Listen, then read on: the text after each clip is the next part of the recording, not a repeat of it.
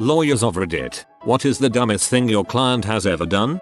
Wore a shirt that said natural born killer on it to a hearing. For an assault charge, I had him turn it inside out. He went down anyway, but at least it was for, actually assaulting someone, rather than the shirt. My all-time favorite is a client I had who was charged with driving under the influence, DUI, who wanted to challenge the charges on the grounds he didn't think he was drunk and the tests was administered improperly, who appeared at his court hearings rip-roaring drunk, twice, and then, both times, he got into his car and tried to drive away, and both times, the police promptly stopped him, administered a breathalyzer and charged him with DUI and related offenses. We didn't win that case. I was in court contesting a traffic ticket and saw something like this. The guy was in court for a DUI and was 7 sheets to the wind. He was taken out in shackles, fell over twice. Not my client, but I was on the prosecutor's side when a defendant failed to appear for court. His attorney can't reach him. Nobody know where he is. So we all sit there for about half an hour, until the judge gets sick of it and moves on with the docket. We found out later that day that the defendant decided to rob a 7/11 the night before and was sitting in jail 2 counties over when he should have been in court. Well, he did need money to pay his lawyer. I used to represent patients who were involuntarily committed because of a mental illness, so I wouldn't describe them as dumb, but still. Clark, do you swear to tell the truth, the whole truth and nothing but the truth? Client, no, this happened a dozen different times. Had a client show up to a child custody hearing high on methamphetamine. When she arrived, she began screaming at the judge and demanding that her no good M-head baby daddy be drug tested. I took her in the hallway and told her that if the judge ordered a drug test for the dad, he would have to order one for her. End of argument. I worked for the public defender's office and met the client in jail for a lineup that he had adamantly demanded regarding a crime with multiple witnesses. I met the client for the first time in a separate room to let him know how it would go down and what to expect. This is the kind of lineup you traditionally see on television where there are a number of similar looking people standing shoulder to shoulder in front of mirrored glass. They pull the people for the lineup from the jail population, and despite their best efforts this is not a huge population. I walk in to meet the client and he has a sty on his left lower eyelid the size of a golf ball. It was the most identifiable mark on a human's face I have ever seen. He still demanded the lineup and was identified instantly by every single witness without a shred of doubt in their mind. He still demanded a trial and the sty was gone by the time the trial commenced. TLDR. Guy with golf ball sized lump on face demands comparative lineup. I had one of these. Defendant robbed his friends at gunpoint in their home wearing a Halloween mask he had shown them the day before and wearing a short sleeved shirt that displayed his distinctive sleeve of tattoos. Facepalm. Judge was determining if a defendant qualified for a public defender. Judge, sir, do you have any income? Defendant, yes, Your Honor. Judge, from what source do you have income? Defendant, selling marijuana, Your Honor. This happened in Illinois, and the defendant was not under oath. Honesty is the best policy, unless it involves telling a judge you sell weed for a living. I represent clients before the IRS. Had a couple who owed around $250,000 in back taxes. We had no defense, so the only thing to do was have the clients meet with the IRS and plead for leniency. Well, the wife got arrogant with the IRS agent, and at one point stood up and screamed at the IRS agent, who was a pretty decent person, making a very middle class wage. "You'll take away my Mercedes over my dead body." Then she stormed out of the conference room. Needless to say, she lost the Mercedes. Not a lawyer, but this happened in court. My dad was suing a customer for non-payment. The judge ruled in his favor for the whole $15K. The guy he was suing got up to leave, but walked over to my dad and said, "If you think you are going to see a dime of that money, you are a freaking moron. I will kill you first." He then walked away. For a second my dad was worried the guy would get away with the threat, but he didn't worry much because the guy had said it loud enough for the bailiff and the judge to hear. He did not make it out of the courtroom. My dad was a lawyer in the Navy. One of his first big cases was defending a guy accused of falling asleep at his post during Vietnam. My dad was all psyched, delivering what he thought was well-prepared defense to the judge. The judge interrupted him, telling him to turn around and wake up his client. Guy might have had some type of disorder. A client in a pie case claiming damage to their lower back posted pictures of themselves to their Facebook page riding jet skis and horses. The defense subpoenaed the client's Facebook page. Now that is a job that gets easier thanks to social media. The case had gone on for years. Client was badly injured in a car accident and was about to win millions. Then she posted a Facebook status about her doing something very active and thus negating the entire case. Had to settle for $100,000. Years of work down the drain in one Facebook status. Attorney servant of process. This is Jen from Judge Grumpaface's office. Your client, who I see is charged with harassing phone calls, left us 87 messages over the weekend. The judge would like a word with you. You see, Your Honor, I couldn't be the one harassing my ex because I spent my weekend harassing you. I had a brilliant gentleman on probation for narcotics trafficking and was not permitted to use a cell phone. He went in for a drug test with his probation officer, and his cell rang in his pocket. The PO went to take the phone from his pocket and also pulled out a large baggie of C that he brought to his drug test.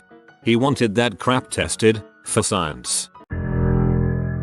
A, B and C are drinking and playing cards. A shoots B with a crossbow, just happened to have one. B staggers out into the street where, naturally, he attracts some attention. A flees. Police follow blood trail back to the scene to find C, my eventual client, mopping up the blood, placing the crossbow bolt in a garbage bag, and generally tidying up, charged with tampering with evidence. I never understood why his internal housewife took over and kept him from calling 911.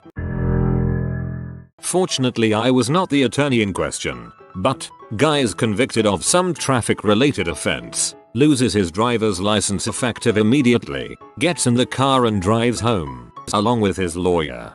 I remember watching a short little blurb about the number of people that drive to the DMV to get their expired licenses renewed, and even the ones who go, fail the test, then drive home. Not my client and not my case, but a colleague was defending a driver in a wrongful death case. The first question at his deposition was, please state your name for the record. The driver stood up and started screaming at the plaintiff's attorney and threatened to kill him. That went well. I just imagine him finishing his death threats, sitting down, still red in the face, then turning to his lawyer and giving a thumbs up. Didn't happen to me, but happened to an attorney I know. Client shows up for prelim hearing on domestic violence petition. Is wearing ratty shirt but his attorney doesn't pay attention to it. Attorney starts arguing and sees a judge turning bright red, fuming with anger. Judge asks the attorney if he spoke with his client about courtroom attire. Attorney looks down. Client is wearing a shirt that says I have the dong so I make the rules. Should have worn his YOLO shirt instead. Always works for me. It reminds the judge that you only live once, so he shouldn't put you in jail too long. Story from a friend of mine. He was defending a guy in court. Don't remember what he was charged with. The main witness for prosecution was on the stand and was asked if she could identify the defendant. She was scanning the courtroom and seemed confused. My friend was already silently celebrating because if she couldn't identify him, he could probably get all charge dropped. As he was mentally adding this case to the win file, he happened to glance over at his client, who had just helpfully raised his hand to make it easier for her to identify him. Even the judge palmed on that one. My law teacher would tell stories about a juvenile court he used to work in one of the more questionable areas of California. Apparently they had a real problem with defendants coming in with sagging pants and court officials showing up in beach clothes. The judge finally got so fed up with it that he kept a box of rope for an impromptu belt and a box of neckties behind his desk, and he'd begin court proceedings by lobbing ample amounts of both over his stand at anyone he felt was in need of them. The cops in my preliminary hearing showed up in camo shorts and beaters. I was wearing suit and tie.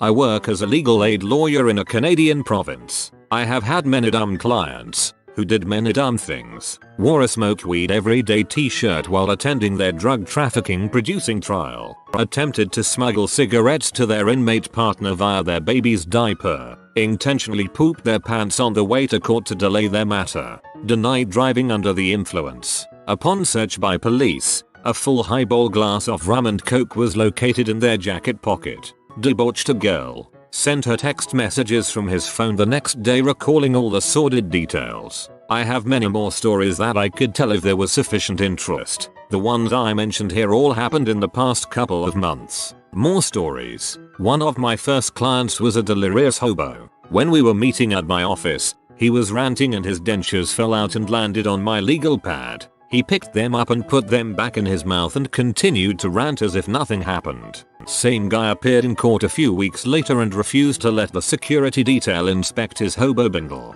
He told them he wasn't going to appear without his bindle and left. He was arrested that afternoon for failure to appear. Guy came in and said he wanted to sue Oral-B because their toothbrushes kept cutting his gums. He asked if I wanted to see his evidence. I said no, but he still proceeded to dump a grocery bag of used, slightly bloodied, toothbrushes onto my desk. Another good one. Doing a trial for client in a circuit court about an hour outside of the city I operate in. Client decides to get a cab out there and tells the driver they'll pay them when they arrive. Client arrives in this community and gets the driver to stop at local convenience store across the street from the courthouse. Client proceeds to attempt to steal 5 26-ounce bottles of rum and is promptly arrested and taken into custody. Trial is postponed as we spend the day, unsuccessfully, applying for bail. I am not a lawyer, but this worked out super well for me. I was hit by the 65-year-old drunk lady, who also happened to be on methadone at the time. The cops knew her husband, who was a firefighter, and so they didn't breathalyze or do any tests, and didn't charge her with DUI. My MTs had said that lady is so drunk, she's going to buy you a ticket to Disney World, which is how I knew that she was drunk at the time of the accident. But I had no proof to bring to the table in the lawsuit because if the cops didn't charge or make notes, then you cannot add it later. So we get to my deposition and she shows up. She argues with me the entire time over my points and her lawyer keeps having to tell her that she needs to be quiet. Mind you, this lady had ruined my friends and my lives. So I was becoming less than patient with her calling me a liar when she got off scot-free. She exclaims to my lawyer, even the police report is wrong. What do you mean it's wrong? It has me coming from the wrong place. Where were you coming from? My friend's bar. Really? Did you have any drinks at this bar? Well, yeah. How many? I don't know. They don't charge me, they just keep refilling my class. Cue her lawyer's facepalm as this is all on tape. TLDR. Lady exclaims that she was drinking and driving when she could have gotten off scot-free. Karma.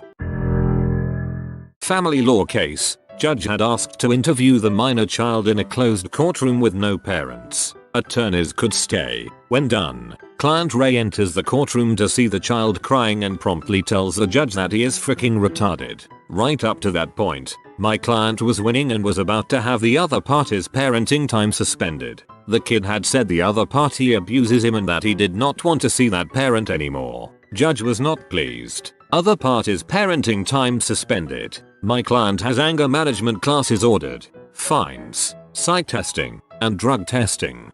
This is the worst part about people when it comes to family law. They screw themselves over and the judge is honestly looking to do what is best for the child. But if you make a huge scene, like you're freaking batshit crazy. During a divorce, the ex-husband claimed that he didn't make much or any money and wasn't able to pay the child support we were asking him to pay. A few hours after receiving this information, he posts a picture on his public Facebook of a wad of cash, talking about how ballin' he was. Needless to say, his claim didn't hold up after that. In his defense, people who post pictures of cash normally are poor. That's why they're so excited to have whatever money they do have. Not my client, but in a well-known prisoner civil rights suit, the prisoner, acting pro se of course, filed a motion to kiss my butt in which he requested that America at large, and one corrupt judge, bend over and kiss his butt. The motion was denied. I'm going to allow it. At first appearance, a defendant stood there calmly and quietly when the judge was reading his charges and bond information. When the judge asked if the defendant had any questions, the defendant gave the judge the finger and said, "Frick you, mother sucker, go frick yourself," and then proceeded to throw down the microphone and walk away. The judge, who had been on the bench for years, replied, "Well, I guess I'll let you know when my fan club meets." Bonus: the fan club has its own building, with free meals and exercise facilities. My sister is a public defender. She recently had a shoplifting case where the defendant was caught in possession of stolen goods which happened to match a list, also in his possession, entitled "Crap to Steal from Walmart." So he made a shoplifting list. Client was an accountant for a good-sized company. During the recession she was laid off and filed for unemployment where claimed she made $200K plus salary. Real salary was $60K. The company received the unemployment claim, investigated, and found out she embezzled millions. Not a lawyer or in any way educated on law and court proceedings and such, so please forgive my ignorance, but I want to ask something. Say you're in court and your client does something horribly stupid such as gives evidence incriminating himself, accidentally confesses. What do? Do you just sigh, admit you lost, and everything stops, or is there any way to salvage that? Just a curious question. So I'm a law student, but I work at a volunteer desk that helps people complete the forms for court. The awful part is I can't give any legal advice since I'm not a lawyer, which means I can't tell these people they don't have a case. However, the stories are great. They're the lady who sues celebrities. She asked me to help her sue Robert De Niro. Someone else helped her with a suit for Matthew McConaughey. She was doing it on behalf of her kids and their fathers for in excess of $100 million. She didn't even know how to spell their names. Then, there's the guy who is suing DirecTV, CNN, Fox, and who knows who else. Apparently, he's the one you have to THNK for putting color on your TV shows and adding animation. He was suing because they hadn't paid him, ever. Finally, there's the lady who is suing her former employer for giving her too much money on her last paycheck. She told me they did it because they liked her and wanted her to come back. There was maybe $60 extra on the check. She was suing for $10,000.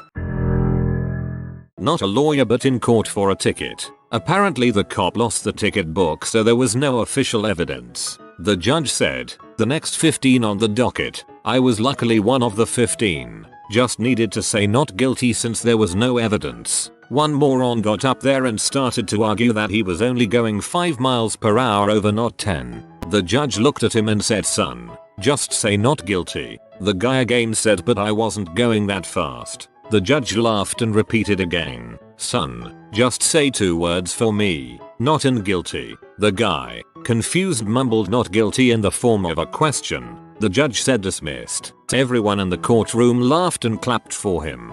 I love that I'm 80 some odd in, and this is the first one that didn't result in the person destroying their chances in court.